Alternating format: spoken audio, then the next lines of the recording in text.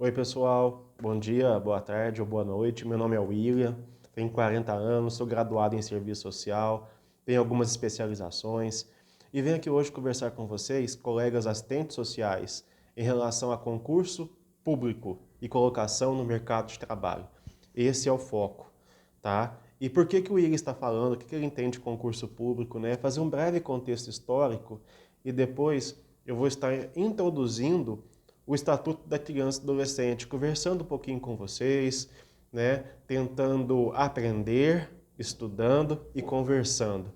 Mas em 2009 eu passei em cadastro de reserva, primeiro lugar na comarca lá de Lambari, onde eu nasci, de onde eu sou, né, no TJ de Minas Gerais. Não fui chamado, infelizmente. E em 2010 teve um concurso no município aqui perto de Lambari, chamado Pouso Alegre, aqui em Minas Gerais. Passei, estava no último ano de faculdade, e aí o concurso foi em agosto, novembro eu fui chamado, eu tive que correr para poder assumir, né? Estou aqui até hoje, aqui em Pouso Alegre, passei em sexto lugar, eram 10 vagas, e foram chamados muitos mais colegas, graças a Deus, porque a nossa atuação, né, o nosso trabalho, ele é de extrema importância, a gente sabe disso. Depois, em 2012, teve um concurso em Poços de Caldas, onde eu fiz o concurso, passei em 42º lugar, mas fui classificado, fui chamado, não fui. Depois de um tempo eu fiquei muito corrido, a gente sabe que a gente não para, né? Parei um pouco de estudar, e aí recentemente houve a necessidade de voltar a estudar e fazer novos concursos, e aí passei em primeiro lugar no município aqui perto de Pouso Alegre, Espírito Santo Dourado. Passei em primeiro lugar no município aqui perto de Pouso Alegre, chamado São Sebastião da Bela Vista. Né? Em Espírito Santo Dourado fui trabalhar, em Bela Vista não fui, mas não permaneci em nenhum dos dois. Fui fazer um TJ 2017, 2022, se eu não me engano, mas eu acho que é mais ou menos isso. Né? Sempre conseguindo classificar para a segunda fase, né? Nunca passei, nunca fui chamado, mas sempre gostei muito de estudar e não só para concurso público, né? Mas faz necessário que a gente estude para que a gente possa aperfeiçoar a nossa atuação, né? Na luta, na busca de um país, de uma cidade, de uma comunidade mais justa, mais solidária, porque é no dia a dia, é no cotidiano que acontece o nosso trabalho, que acontece a nossa atuação, aonde a gente pode estar atuando de forma a garantir direitos, seja de crianças, adolescentes, pessoas idosas, pessoas com deficiências, mulheres, adultos, para transformar um mundo mais justo e solidário. Mas vamos lá, vou estar conversando com vocês rapidamente sobre a parte introdutória do Estatuto da Criança e do Adolescente, da Lei 8.069 de 1990 e também das suas leis aí, das legislações que vem atualizando essa lei tão importante na garantia de direito da criança e adolescente. Acho que a primeira coisa que a gente tem que quebrar o paradigma é de que o ECA veio para poder estragar a criança e adolescente. Não, né? Essa legislação é criada dentro de um contexto histórico onde as crianças e adolescentes vivenciaram diversas formas de maus tratos, negligência, abandono, violência, entre outras situações, como trabalho infantil, por exemplo, fazendo-se então necessário a criação de legislações que garantam o direito dessas crianças e desses adolescentes. E aí é nessa vertente que a gente atua, que a gente trabalha e que a gente estuda para concurso, lógico, né? Para que a gente possa transformar realmente essa realidade imposta mediante esse sistema, né, capitalista que a gente vive. Então vamos lá? Ah, mas o que é o ECA? O que o ECA fala? O ECA fala da criança e do adolescente, não é isso? Não, o ECA, no artigo 1º, vem falando lá, olha, ele dispõe sobre a proteção integral da criança e do adolescente. Ele é uma legislação que garante a proteção dessa criança e desse adolescente, né? Pois nós sabemos que é muito diferente a forma em que uma criança se defende da forma em que um adulto se defende, não é verdade? Então essa criança precisa, e esse adolescente, de uma proteção integral. Quem é criança, de acordo com o ECA? De 0 até 12 anos incompletos. E adolescentes? De 12 a 18 anos completos, né? A 18 anos de idade. E ali no parágrafo único, bem ali perto do artigo 2º, vem falando que em situações especiais expressas em lei, essa legislação pode ser aplicada às pessoas entre 18 a 21 anos, ok? Isso tudo cai em concurso? Cai em concurso. Isso ajuda na nossa atuação profissional no dia a dia? Ajuda muito na nossa atuação profissional no dia a dia. Mas vamos continuar. Lá no artigo 3º, olha, então essa proteção integral da criança e adolescente, ela visa proteger o quê? O desenvolvimento físico, mental, moral, intelectual, espiritual e social em condições de liberdade e dignidade da criança e adolescente. A criança ela não deve sair do contexto familiar. A criança ela não deve ser colocada, né, em acolhimento, você lembra da roda dos expostos, né, em situações onde elas, né, vão estar sendo punidas. Elas devem viver na comunidade, no seio familiar e ter os seus direitos garantidos. Então, olha o que a proteção integral traz. Olha a importância disso. Então, o que a gente visa, o que a gente não, né? O que a legislação preconiza, né? A segurança do desenvolvimento, então, físico, moral, mental, intelectual, espiritual e social, de forma digna e com liberdade da criança e do adolescente. Fechou? Tá? É dever de quem, né, ofertar isso à criança e adolescente? Lá no parágrafo, lá no artigo 4º, vem falar sobre isso. É dever da família, da comunidade, da sociedade e do poder público, né, assegurar quais direitos à criança e ao adolescente. Olha lá, o direito à saúde, o direito à vida em primeiro lugar, o direito à saúde, o direito à alimentação, ao esporte, ao lazer, à profissionalização, à cultura, à liberdade, à dignidade e o direito à convivência familiar e comunitária, tá? Olha, no artigo 5º, nenhuma criança e adolescente será objeto de nenhuma forma de negligência, discriminação, exploração, violência, crueldade e opressão. Aonde, né, a pessoa em que está causando isso, né, nas crianças e nos adolescentes poderão ser punidas na forma desta lei. Tá? Então, olha como que essa lei veio para poder realmente garantir os direitos dessas crianças e dos adolescentes mediante a diversas situações que elas foram vivenciando no seu contexto histórico, no desenvolvimento da humanidade, né? E na hora que a gente pega o ECA atualizado, a gente vai vendo que as legislações, até agora em 2022, a Lei 14.344, né? Ela vem aí atualizar alguns artigos do Estatuto da Criança e Adolescente, trazendo novas situações, trazendo novas demandas, como que é importante esse estudo e essa compreensão.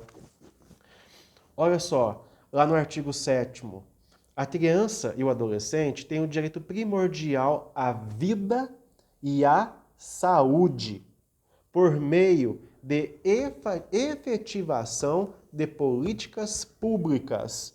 Então, o direito à vida e à saúde da criança e adolescente, ele é efetivado através do quê? De políticas públicas que são ofertadas pelo poder público, ok?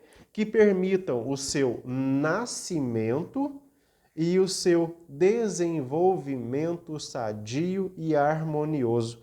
Então, é garantido à criança a vida e a saúde através de políticas públicas ofertadas, né? Na maioria das vezes pelo Estado. É lógico que a gente sabe que existe aí o terceiro setor, mas é uma outra vertente, onde garanta o seu nascimento e o seu desenvolvimento sadio e harmonioso. O que é isso, gente? O que vem falando, né? Eu fiz, eu condensei algumas informações, tá? Dentro desse desenvolvimento sadio e harmonioso, visando o que deve ser ofertado para essas crianças e adolescentes, tá? Acompanhamento pré e pós-natal digno, com auxílio nutricional adequado, atenção humanizada. E isso, gente, a gente está falando não só da criança, mas nesse momento da gestante também, no período pré-natal, no período pós-natal. Atendimento psicológico para a gestante no período pré-natal e no período pós-natal, até mesmo para aquelas gestantes que têm interesse em encaminhar as crianças para adoção e aquelas que se encontram detidas, né? Orientação sobre aleitamento materno, alimentação saudável, acompanhamento durante toda a gestação. O Estatuto da Criança e Adolescente, a gente sabe que ele é muito cumprido, né, diante da necessidade de garantir esses direitos, né, de proteger essa criança e esse adolescente. Então eu estou aqui otimizando e tentando condensar um pouco, mas trazendo questões importantes que talvez caiam em algum concurso público, seja ele na área, né, da saúde, seja na área da assistência, seja em âmbito municipal, estadual e até mesmo federal. Lá no artigo 10, o que os hospitais devem fazer? Eu já vi isso caindo em concurso, isso já caiu. Manter o registro das atividades ocorridas durante o parto durante 18 anos. Durante 18 anos tem que ter esse registro dentro dos hospitais. Identificar o RN através da sua impressão plantar e digital e da impressão digital da mãe, né? Proceder exames, e aí, com a lei, se não me engano, 13.010, vem uma série de exames que devem ser garantidos nesse momento ao recém-nascido, aonde vai, né, possibilitar, né, o diagnóstico de várias, né, situações de doença que podem estar sendo tratadas e trabalhadas com antecedência de caráter preventivo, fazendo com que o desenvolvimento peculiar da criança e adolescente seja, né, mais saudável.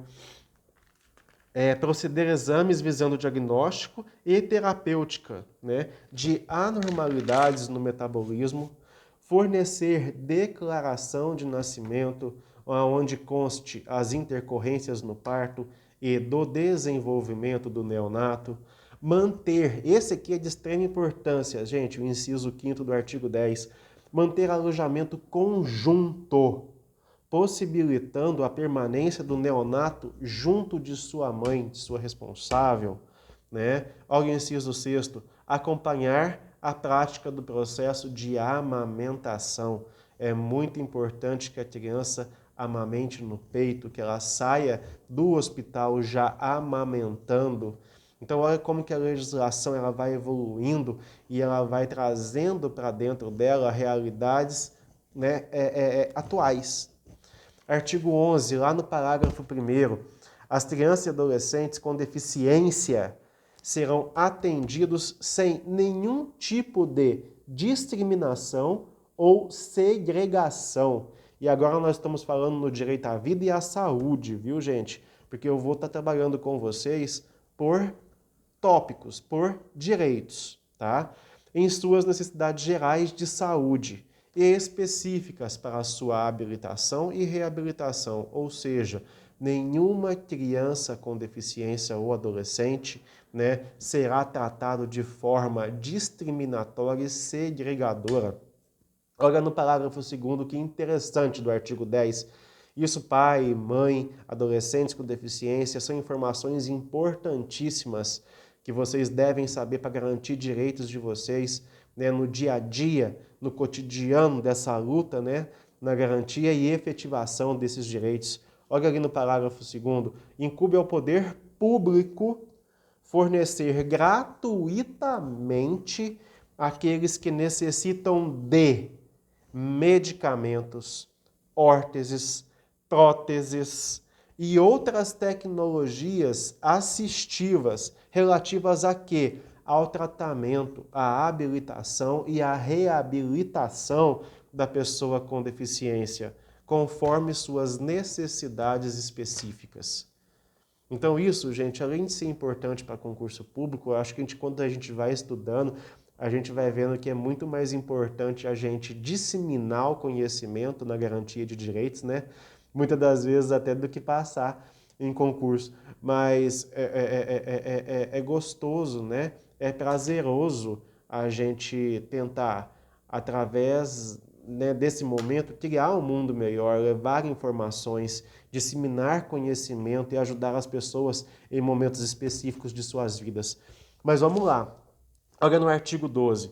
Os estabelecimentos de atendimento à saúde, inclusive, olha que interessante, inclusive os de terapia intensiva e cuidados intermediários, deverão proporcionar condições para a permanência integral dos responsáveis, né, dos pais ou responsáveis no caso de internação de criança e adolescente.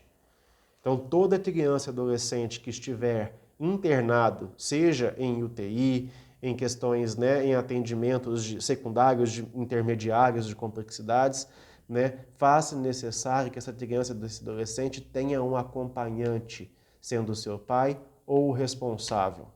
Tá? É direito da criança e do adolescente. Artigo 13. Os casos de suspeita, esse sempre cai em concurso, viu, gente?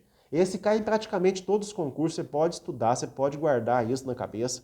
Os casos de suspeita de confirmação, suspeita, tá?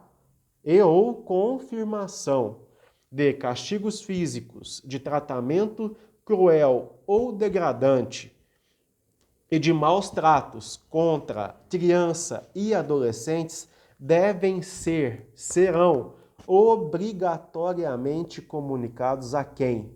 Ao Conselho Tutelar daquela região, tá? Então, se isso cair em concurso, não é judiciário, não é vara da infância e da juventude, não é Ministério Público. Lá dentro da saúde, um enfermeiro, um técnico de enfermagem, um auxiliar de enfermagem, um médico identificou uma situação onde envolva castigo físico, tratamento cruel, degradante e de maus tratos contra criança e adolescente, devem notificar quem? O Conselho Tutelar. Guardem isso, prezados colegas assistentes sociais. Isso cai em concurso público, ok? Parágrafo 1º. As mães e gestantes que manifestarem interesse em entregar seus filhos para a adoção, olha que interessante, serão obrigatoriamente encaminhadas. Obrigatoriamente encaminhadas. Para onde, gente? E sem nenhuma forma de constrangimento, tá? Para a vara da infância e da juventude. Então, toda mãe que tem um interesse em estar entregando, né, a criança para a adoção, ela deverá ser obrigatoriamente encaminhada para a vara da infância e da juventude. É essa a resposta se cair no concurso público. E sem qualquer forma de constrangimento. Ok? Agora vamos lá. Olha o parágrafo 2º do artigo 13. Os serviços de saúde e de assistência social, em seu componente especializado, ele está falando da assistência social no caso da, né, média complexidade, no caso CREAS, Serviço Especializado de Assistência, Centro, né? Centro de Referência Especializado de Assistência Social, e aí uma vertente lá da PNAS, do Sistema Único de Assistência Social, da Lei Orgânica de Assistência Social, onde mais tarde a gente vai com certeza estar estudando e estar falando um pouco sobre isso. Mas o que está falando aqui, né? E demais órgãos do Sistema de Garantia de Direitos da Criança e Adolescente deverão conferir máxima prioridade no atendimento para crianças e adolescentes, né? Desculpa, gente. Para crianças na faixa etária da primeira infância, com suspeita ou confirmação de violência de qualquer natureza. Né? Então, esse daqui é um parágrafo novo, acabou de ser, né, introduzido ali no Estatuto da Criança e Adolescente. Então, os serviços de saúde, de assistência social, de forma especializada, deverão atender as crianças na primeira infância, né, em situação de, vamos rever aqui para não falar nada errado, em confirmação de violência de qualquer natureza de forma prioritária, incluindo, né, o projeto terapêutico singular criado em rede e, se necessário, o acompanhamento em domicílio. Então isso daqui corre-se o risco de estar caindo em concurso, isso ajuda a fundamentar lá na sua discursiva dentro do TJ, seja ele MG que está aberto, ou no TJ de São Paulo, ou algum outro de um outro estado aí, que isso nos traz embasamento teórico para o nosso dia a dia, isso traz fundamentação nas nossas dissertações, nos nossos laudos, nos nossos pareceres, né? Então olha como que é rico estudar, né, de forma mais detalhada, de forma mais tranquila, essas legislações, né, que estão dentro da nossa atuação profissional, dentro, seja do assistente social, seja do psicólogo e demais profissionais que atuam aí, seja na saúde, seja no SUAS e em outras vertentes. Artigo 14, parágrafo 1º, é obrigatório a vacinação das crianças nos casos recomendados pela vigilância sanitária, pelas autoridades sanitárias, ok? Parágrafo 5º do artigo 14. É obrigatório a aplicação a todas as crianças. Isso é muito interessante, gente. Nos seus primeiros 18 meses de vida, é obrigado a aplicação de um protocolo ou outro instrumento construído com a finalidade de facilitar a detecção em consulta pediátrica de acompanhamento da criança o risco para o seu desenvolvimento psíquico. Ou seja, gente, a criança até os seus 18 meses tem o direito de que seja aplicado a ela, um protocolo ou um outro instrumento por um médico pediatra que possa identificar situações que acometam o seu desenvolvimento psíquico. Nós atualmente estamos vivenciando uma onda de crianças com transtorno do espectro do autismo, com TEA, E de acordo com estudos, a gente sabe quanto antes isso for detectado, mais as características, mais os movimentos estereotipados, entre outros, entre outras características do espectro, podem ser trabalhadas e minimizadas diante desse trabalho. Então, olha como que esse artigo 5º é de extrema importância. E aí, nós finalizamos a introdução do Estatuto da Criança e do Adolescente e do direito à vida e à saúde. E aí eu vou parando por aqui, depois eu vou estar introduzindo, estudando do direito à liberdade, ao respeito e à dignidade, trazendo para nós mais um momento de discussão. Eu não sou bom em vídeo, esse é meu primeiro vídeo que eu estou fazendo, mas eu espero que a gente possa aí estar aprendendo, estar estudando para concursos, mas mais além, que a gente possa estar, através desse vídeo e através desses estudos, garantindo direitos de crianças e adolescentes, depois vem o Estatuto da Pessoa Idosa, da Pessoa com Deficiência, entre outras legislações. Vamos aí construindo um material conjunto para que a gente possa estudar e transformar o nosso mundo num lugar mais justo e mais solidário. Abraço, um beijo no coração de vocês.